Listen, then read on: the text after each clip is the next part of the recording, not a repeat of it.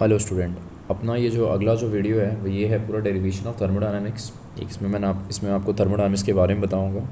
ठीक है, time waste नहीं करके डायरेक्ट स्टार्ट करता हूँ मैं। पहला जो है प्रेशर वॉल्यूम वर्क डन है। तो प्रेशर वॉल्यूम वर्क डन भी आपको एग्ज़ाम में आता है। इसमें कुछ करना नहीं होता, पहले आपको एक डायग्राम बनाना होता है। इसको एक बोलते हैं, ये एक आपका इनक्लोज सिलेंडर है जिसमें एक मूवेबल पिस्टन फिक्स किया गया है। अब पता है पिस्टन, आपको पता है फ्रिक्शन लेस होता है ये। तो जैसे मैंने पिस्टन यहाँ से डाला है तो यहाँ से लेके यहाँ तक का जो वॉल्यूम है, जो गैस भरा हुआ है इसमें, वो V1 है। अब जैसे ही यहाँ पे अगर मैं वर्क डन की बात करूँ, अगर मैं बोलूँ इसमें वर्क डन का मतलब क्या हो जाएगा, तो जो वर्क डन मतलब क्या हो जाएगा, यहाँ पे जब मैं ऊपर से जब मैं प्रेशर अप्लाई करूँगा ना तो ये पिस्टन नीचे की तरफ में आएगा। लेकिन जब ये नीचे की तरफ आएगा, जब ये पिस्टन, जब मैं प्रेशर रिलीज़ करूँगा तो ये अपनी सेम जगह पे नहीं जाएगा, थोड़ा ऊपर की तरफ चला जाएगा। तो वर्क डन का मतलब यहाँ पे हो जाएगा अपोजिंग फोर्स इनटू डिस्प्लेसमेंट हो जाएगा, क्योंकि पिस्टन बाद में डिस्प्लेस होकर ऊपर चला गया। तो अपोजिंग फोर्स का मतलब माइनस ऑफ एफ इनटू, अगर मैं बोलूँ तो ये मेरा डी एक्स हो गया। डिस्प्लेसमेंट मतलब डी एक्स हो गया। ठीक है, अब ये मुझे आप बताओ ये फोर्स आया कहाँ से, ये फोर्स किसकी वजह से आ रहा है। तो मैं प्रेशर अप्लाई कर रहा हूँ, दिख रहा है ना, मैं उल्टा प्रेशर डाल रहा हूँ। जब मैं प्रेशर डाल रहा हूँ तो पहले मेरा वॉल्यूम इतना था, बाद में मेरा वॉल्यूम इतना हो गया। मतलब एग्जैक्टली क्या बढ़ा, एरिया बढ़ा। तो जो फोर्स है उसका फॉर्मूला हो जाएगा external pressure into change in area. अब वो वाला वैल्यू मैं डालूंगा, W इज इक्वल टू मुझे मिल जाएगा minus of P external into change in area into मुझे मिलेगा डिस्प्लेसमेंट। अब आप ही देखो, डिस्प्लेसमेंट की वजह से जो एरिया चेंज हुआ, एग्जैक्टली चेंज क्या हो रहा है, वॉल्यूम चेंज हो रहा है। तो ये जो आपका एरिया इंटू जो डिस्प्लेसमेंट होगा वो चेंज इन वॉल्यूम होगा। तो therefore W is equal to हो जाएगा minus of P external into delta V, बराबर है। अब अगर मैं निकालूँ तो मैं W is equal to minus of P external into, मैं लिख सकता हूँ V2 माइनस ऑफ V1 लिख सकता हूँ मैं। अब ये जो प्रेशर वॉल्यूम वर्क डन का जो फॉर्मूला मैंने निकाला है, ये आइसोथर्मल प्रोसेस के लिए निकाला है। किसके लिए निकाला है मैंने, ये आइसोथर्मल। अब देखो बच्चों, इसमें कंडीशंस आपको एग्ज़ाम में पूछता है, वो मैं कंडीशन आपको बता देता हूँ कि अगर तीन कंडीशन, बेसिक तीन कंडीशन है। अगर आपका V2 इज़ ग्रेटर दैन अगर आपका V1 होगा, या अगर आपका V1 इज़ ग्रेटर दैन आपका V2 होगा, या अगर आपका V1 is equal to V2 होगा, तो चेंजेस में आपको क्या मिलेगा। तो आपको दिख ही रहा होगा यहाँ पे, अगर V2 बड़ा है V1 से, अगर ये 8 दे रहा है और ये अगर समझ लो आपका 4 दे रहा है, तो जो वर्क डन होगा वो वर्क डन तुम्हारा ऑलवेज़ क्या होगा, नेगेटिव होगा, बराबर है। तो नेगेटिव होने का मतलब बच्चों क्या होता है, ये सिस्टम के ऑन द सिस्टम होता है कि बाय द सिस्टम होता है। तो ये याद रखना, ये आपका बाय द सिस्टम हो जाएगा, ये बाय द सिस्टम हो जाएगा, सिस्टम के थ्रू वर्क करेगा। और यहाँ पे जो प्रोसेस होगा ना वो होगा आपका एक्सोथर्मिक। एक्सोथर्मिक क्यों हुआ, बिकॉज जो Q है ना वो भी नेगेटिव होगा। अगर मैंने क्या लिखा, V1 बड़ा है, अगर मैंने लिखा समझो ये 8 है और ये 4 है, तो इसकी वैल्यू माइनस और माइनस इंटू माइनस प्लस हो जाएगी। तो जो आपका जो वर्क डन होगा वो आपका पॉजिटिव होगा, और जब अगर ये पॉजिटिव होगा तो ये ऑन द सिस्टम होगा, और अगर ये ऑन द सिस्टम होगा तो जो प्रोसेस होगा वो एंडोथर्मिक होगा। तो एंडोथर्मिक मतलब जो Q होगा वो आपका पॉजिटिव होगा। लेकिन अगर आपका V1 is equal to V2 होगा तो there is no work done, there is no work done, इसमें कोई वर्क डन होगा ही नहीं है। तो ये बेसिक फैक्टर्स है, आपको याद रखना है। और ये डेरिवेशन बहुत ज़्यादा इंपॉर्टेंट है, कुछ नहीं करना, डायग्राम बनाना है, वर्क डन का फॉर्मूला डिराइव करना है, डिराइव करने के बाद आपको नीचे कंडीशन डाल के छोड़ देना है। 2 मार्क्स में आपको ये पूछेगा। ठीक है, चलो हम अगले टॉपिक पे बढ़ते हैं। अभी अगला जो टॉपिक है हमारा जो है मैक्सिमम वर्क डन, डेरिवेशन है मैक्सिमम वर्क डन का, जो 3 मार्क्स के लिए आपको डेरिवेशन पूछेगा। अब ये मैक्सिमम वर्क डन किसके लिए होता है, ये होता है आपका आइसोथर्मल रिवर्सिबल प्रोसेस के लिए होता है। ये आइसोथर्मल रिवर्सिबल प्रोसेस के लिए होता है। इसमें कुछ नहीं करना आपको, मैं आपको प्रूफ करके बताता हूँ, आप देखते रहना खाली। हमने पीछे W का फॉर्मूला लिखा था, वर्क डन का फॉर्मूला था minus of P external into delta V, ये हमारा फॉर्मूला था। तो ये हमारा वर्क डन था।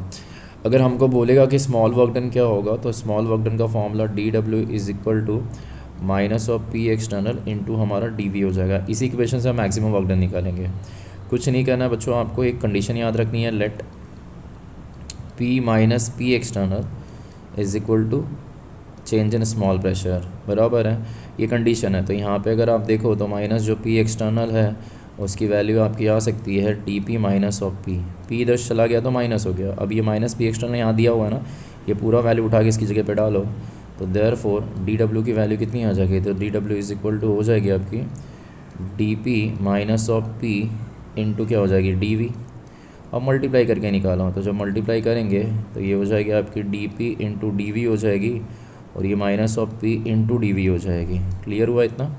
ठीक है। अब आपको पता है ये भी स्मॉल प्रेशर है, ये भी स्मॉल वॉल्यूम है, तो ये दोनों की वैल्यू कांस्टेंट होती है, कांस्टेंट होती है। तो जैसे तो डी डब्ल्यू की वैल्यू जब मैं निकालूंगा तो वो मेरा हो जाएगा minus of P into D V हो जाएगा।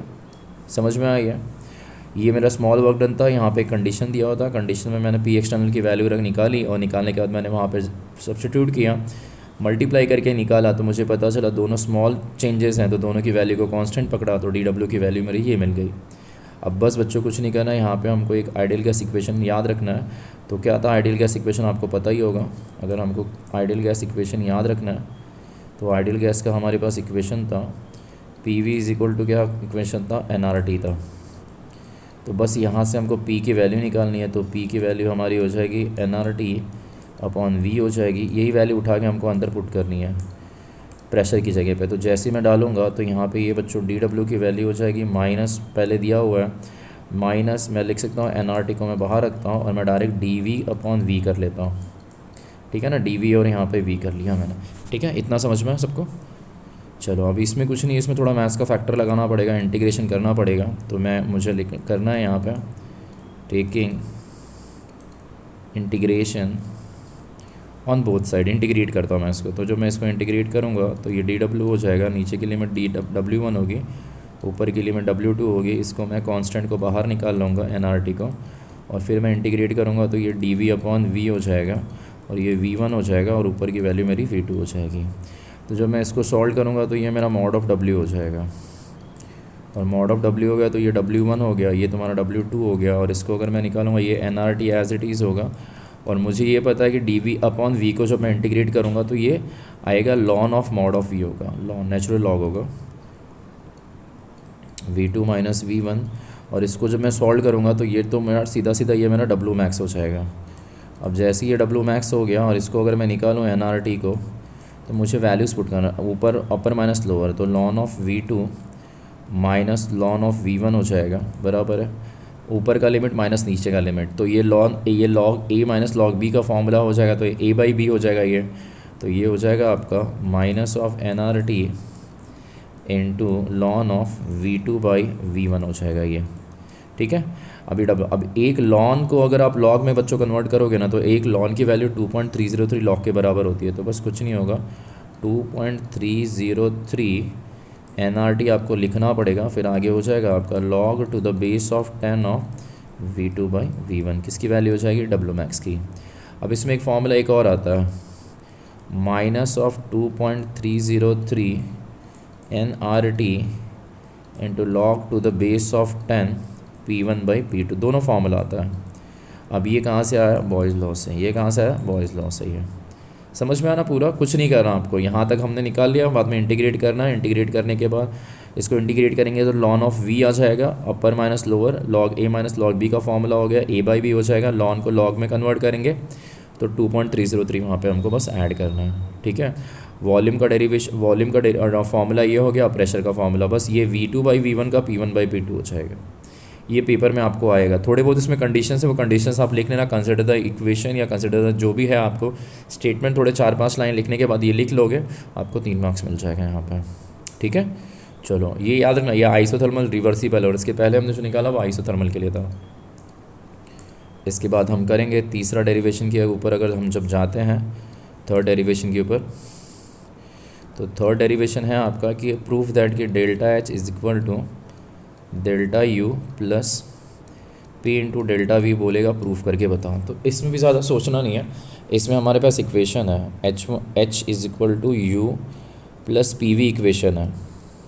ठीक है, ये है तुम्हारा डेल्टा एच और डेल्टा यू का रिलेशन, अगर निकालने के लिए कहा तो किसी ने, तो हम ले सकते हैं H one is equal to U one, आगे पी वन वी वन। तो वैसे ही अगर हम एच टू की बात करें तो H two is equal to U two हो जाएगा, और यहाँ पे पी टू वी टू हो जाएगा। ये इक्वेशन हमने 1 मान लिया इसको, इसको हमने इक्वेशन 2 मान लिया है। अब यहाँ पे एक बच्चों कंडीशन है, लेट P1 जो है ना वो P2 is equal to P2 is equal to P है, मतलब इनिशियल प्रेशर और फाइनल प्रेशर एग्जैक्टली प्रेशर के बराबर है। तो अगर मैं इसको निकालूँ इक्वेशन 2 को माइनस करूँ इक्वेशन 1 से, तो क्या आ जाएगा बच्चों, H2 minus H1 is equal to U2 minus U1 plus P bracket में आ जाएगा क्योंकि दोनों में P कॉमन आ जाएगा, ब्रैकेट में आ जाएगा V2 माइनस और V1। अब इसको निकालूँ तो ये मेरा डेल्टा H हो जाएगा, इसको करूँगा तो ये मेरा डेल्टा U हो जाएगा, और इसको करूँगा तो ये P ब्रैकेट में डेल्टा V हो जाएगा। ये तो ये प्रूफिंग हो गया हमारा यहाँ पे, समझ में आ गया।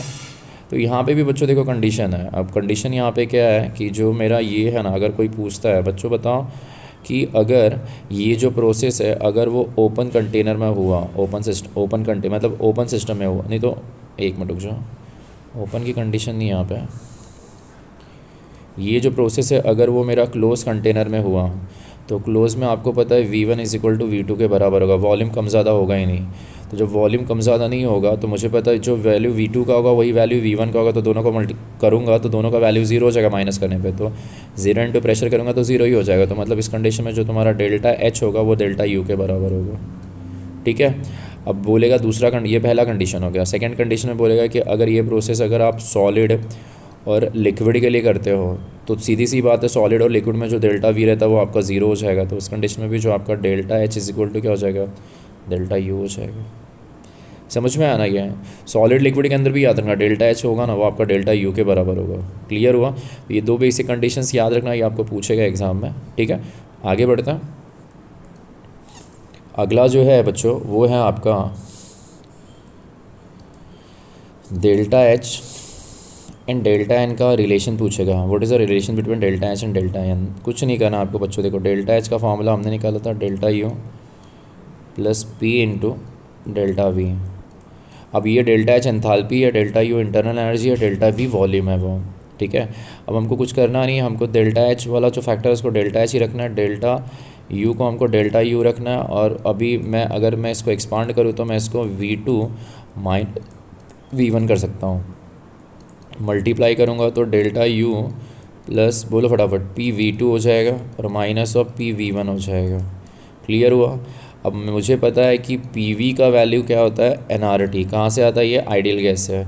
तो जो मेरा PV1 हो जाएगा उसका वैल्यू हो जाएगा N1RT, बाकी सारी चीज़ें कांस्टेंट है।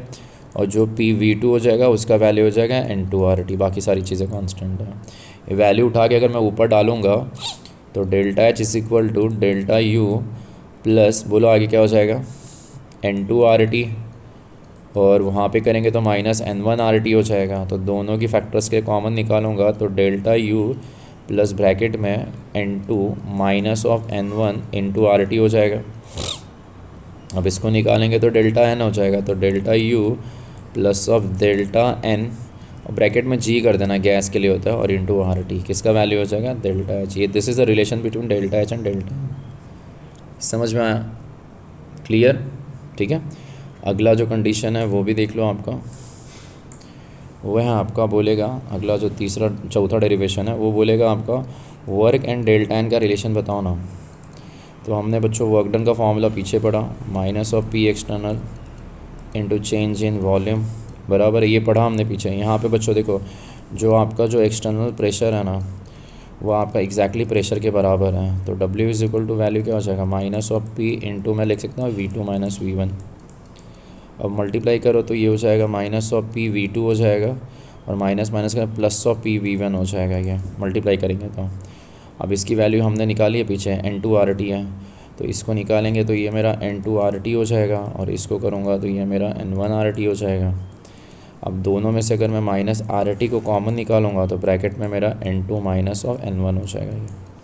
अब जैसे निकालूंगा तो formula delta N G minus into क्या हो जाएगा, RT हो जाएगा। समझ में आया, ठीक है।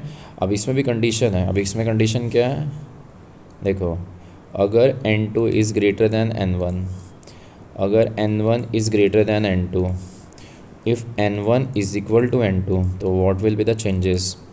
तो देख लो आपको पास समझ में आ जाएगा ये। देखो अगर n2 बड़ा है और n1 छोटा है तो सीधी बात है ये बड़ा ये छोटा तो ये माइनस का माइनस, तो जो आपका वर्क डन होगा वो आपका माइनस होगा। तो माइनस अगर होगा तो बाय द सिस्टम और प्रोसेस पता चल गया एक्सोथर्मिक है। तो सीरियस सिमिलरली इसमें क्या हो जाएगा, पॉजिटिव हो जाएगा। तो ये ऑन द सिस्टम हो गया। और अगर ये ऑन द सिस्टम हो गया और यहाँ पे W इज इक्वल टू क्या होगा, 0, there is no work done, क्योंकि दोनों मतलब कैंसिल हो जाएंगे, 0 तो 0 इंटू RT करोगे तो 0 ही होगा। ठीक है, तो ये सारी चीज़ें देख लेना, ये भी एक डेरिवेशन है, 2 मार्क की डेरिवेशंस पूछे गए, थोड़े बहुत कंडीशंस आप डाल देना इसमें। ठीक है, और देख लेना ये अगला जो डेरिवेशन है लास्ट जिसको डेरिवेशन मैं बोलूँगा वो है मेरा गिब्स एनर्जी।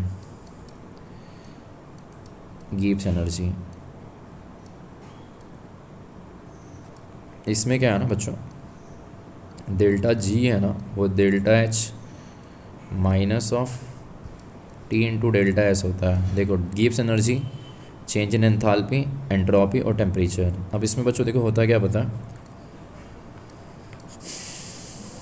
डेल्टा एस जो आपका टोटल होता है ना वो आपका डेल्टा एस सिस्टम प्लस आपका डेल्टा एस सराउंडिंग के बराबर होता है।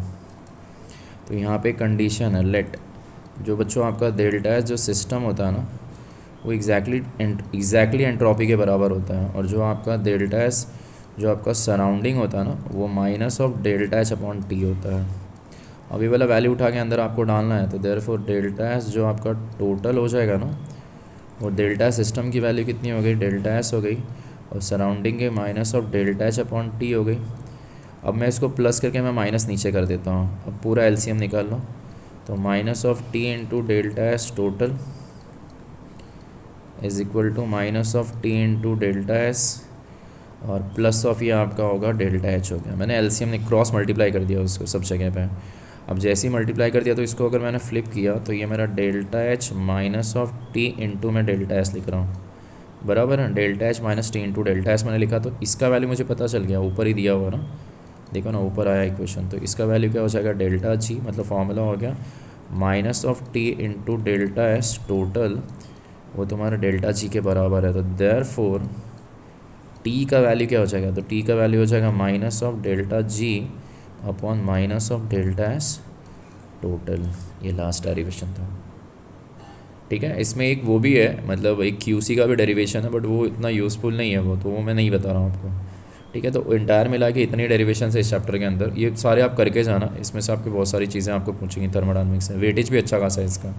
ठीक है, अगर आपको चीज़ें अच्छी तरीके से समझ में आ गई हो, सारी चीज़ें क्लियर है आपको, तो प्लीज़ इस वीडियो को लाइक करना, शेयर करना और सब्सक्राइब करना। चलो मिलते हैं नए वीडियो में नए टॉपिक के साथ।